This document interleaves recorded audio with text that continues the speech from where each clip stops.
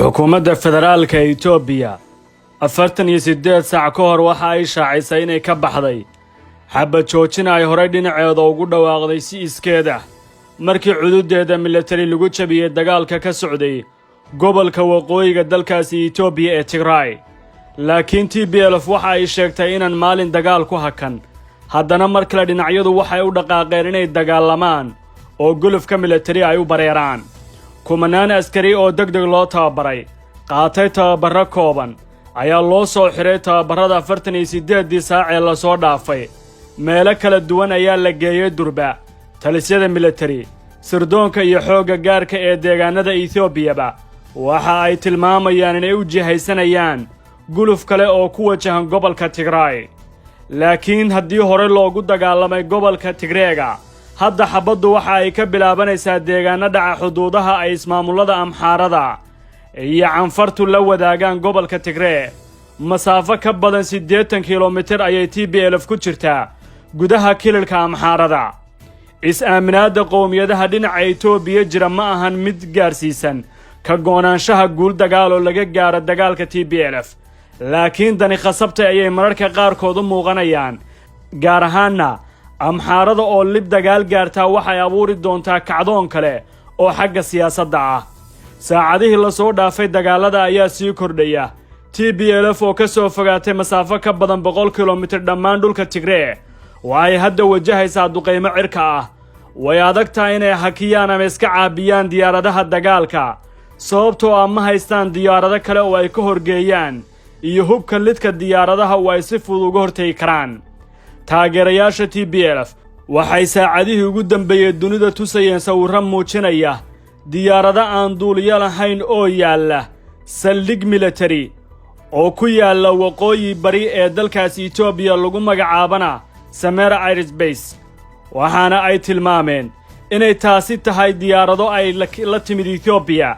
halkaasi waxaa tegay 10 maalmood ka hor ra'iisul wasaaraha Itoobiya waxaana sawirro la soo qaaday ay muujinayaan isagoo daawanaya shaashadaha laga hago diyaaradaha aan duuliyaha lahayn.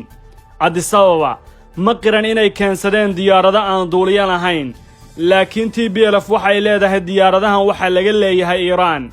midkoodna ma hayso caddaymo ku filan, laakiin sawirrada muuqaalada hawada sare waxa ay muujinayaan diyaarad nooceedu yahay Mocher 6 oo ay samaysay Iiraan oo taalla garoon diyaaradeed.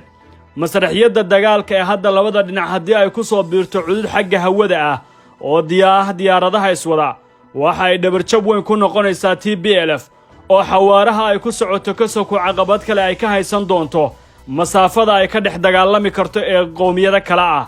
macluumaad kale wuxuu caddaynayaa in TPLF ay doonayso inay hadda hubayso qowmiyado kale oo aan iyaga ahayn si ay dagaalka ugu helaan garab, gaar ahaanna oromada qaybteeda mucaaradka ah iyo qabiilo yaryar oo ka tirsan qowmiyadda Amxaarada, taasoo muujinaysa loolanka gudaha oo sii ballaaran doona. moral jabka iyo tayaxumada ku dhacday hogaaminta ciidanka Itoobiya ayay si wanaagsan u maareeyeen TPLF, waana tan keentay inay meelaha qaarkood ku qabsadaan awood ciidan oo aan xoogganayn. haddana dhibka laftirkooda haysta waa in 81 kiiloomitir in ka badan ay soo galeen ayna hadda u haynin maarayn dhammaystiran dhulkaasi, maadaama meel kasta aysan ciidan ku reebi karin. 14 maalmood ee soo socda ayaa la daawan doonaa sheekada Itoobiya inay dhinac u guurto. durba waxaa la rumaysan yahay in gulufka cusub labada dhinac kii helaaba maalmo nafis siyaasadeed uu heli doono, markana uu liqi doono dibir kale.